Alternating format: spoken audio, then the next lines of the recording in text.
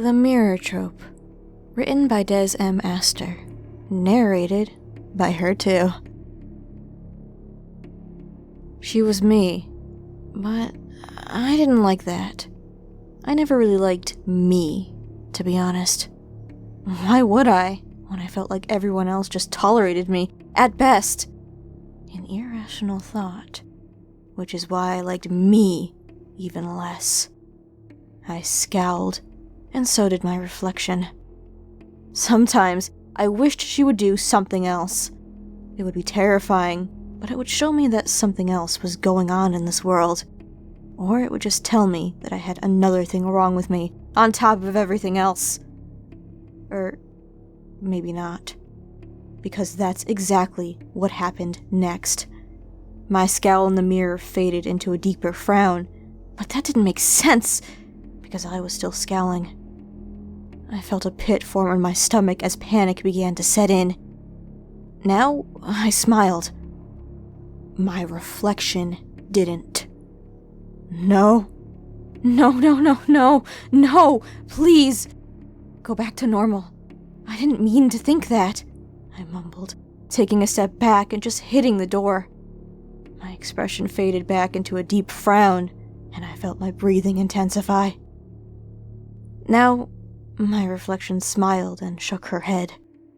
She seemed to consider things for a moment before she almost gave me an apologetic expression. Then, she spoke in my voice. No one is going to believe you, she said softly, sending shivers down my spine. But you know that, she mused. Then she chuckled, a laugh so sinister that I found myself wondering vaguely if I could mimic the sound. She nodded.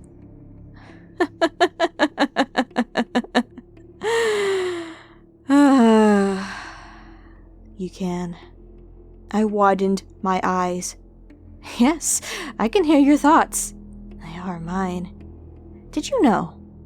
She tilted her head. She reached down and produced a knife from her pocket, one that hadn't been in mine. Snapped out of my frozen fear reaction, I whirled toward the door and tried opening it. A chuckle rang out behind me. You know that won't work. When does it ever work? Though she had a point, I kept trying for obvious reasons. You might as well turn around and look at me, she said.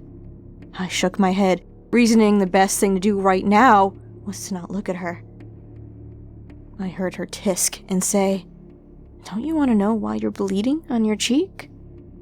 At that moment, I felt a sharp pain followed by a warm trickle of liquid drag down the side of my face and winced. I reached up and wiped it away, looking down to see crimson. Blood.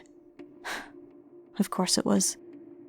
Clenching my jaw, I turned to stare at my reflection. She was bleeding too, and now wore a smirk. "What do you want?" I snapped, barely able to speak through the stress.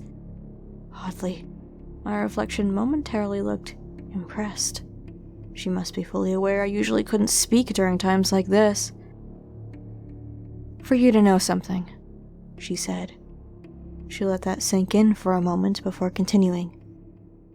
"I could, at any point in time, end your life. You know that trope well, right? I could rip off your jaw by doing it to myself. I could use this knife and carve your face off. I could cut through the tendons of your arms, your legs. It would be quite agonizing, wouldn't it? We have quite the imagination. Somehow, I'd be fine. But you'd be dead after a very painful experience." I could no longer speak, as my throat had closed. I couldn't scream, as that's just not something I really did in fear. I could only stare at her now, a tear trickling down my cheek and mixing with my blood. I opened my mouth, then closed it. "You're trying to ask why," she snickered. Why would I do that? Why I would threaten it? Does it matter? Why? I could. That's the only thing that does matter, she said. Her grin widened into an unnaturally wide smile, and her pupils grew to encompass her entire eye. She was a monster. My reflection had turned into something else, yet it was still me. I knew deep down she could do all of the things she promised. Why doesn't matter? It only matters that you could, I thought. And she nodded. She stared at me, tilting her head and wearing that eerie smile for just a moment. No one will believe you, either. You know that, too. You're going to look unhinged, because you are. This is really happening. You will know it right down to your instincts.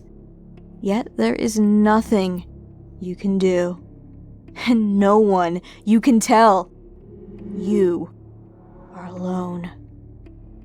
I am, I thought to myself.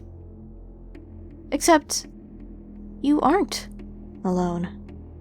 I'm here. And maybe it would be better if you truly were alone.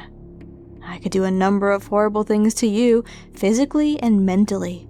But so can everyone else. You know that. It could happen anytime, for no reason at all. Somehow. That is worse, isn't it? She asked softly. Her stare turned apologetic as I swallowed, feeling the edges of my vision darken. She said, "That's why I won't kill you. What is the point? But I could change my mind, couldn't I? At any time I'd like." Everything went black. I woke up in a hospital bed, staring off into the distance and not truly hearing anyone. They were all muffled. I opened my mouth to tell them, but realized it would be pointless. No one would believe me anyway. My reflection could do that at any point in time, right? She said she could. She made a point, too. Anyone could do a number of horrible things, and for no reason at all. What if they did so one day? Or what if they just left me alone with her forever? If I told them, they would just think I was crazy. No incidents happened for several months, but I couldn't get what happened out of my head. I avoided mirrors, yet still caught my reflection every so often. Eventually, I managed to dismiss it as a dream. It was the only way I could live. One day, I felt comfortable enough to take out the mirror in my purse. My reflection had only tormented me in that one particular bathroom mirror that one singular time. No other mirror caused an incident. Until today. My eyes remained wide open. Yet, my reflection winked at me. Author's note. Hey Bats, I hope you liked my short horror story. It's actually meant to be a psychological horror based on my trauma from childhood and my mood disorder that I'm still trying to figure out with psychiatry. So, I try to capture the paranoia that anything could go wrong at any point in time for no reason, so I hope you enjoyed it. It's really rough living with the irrational fear that everyone is just tolerating you and will snap someday. I wanted to write this to bring awareness, and please take care of your mental health. Also, I want you to know that you're not alone out there, and horror can be a wonderful avenue for expressing your feelings. And everything hopefully won't go wrong. But be careful of your own reflection.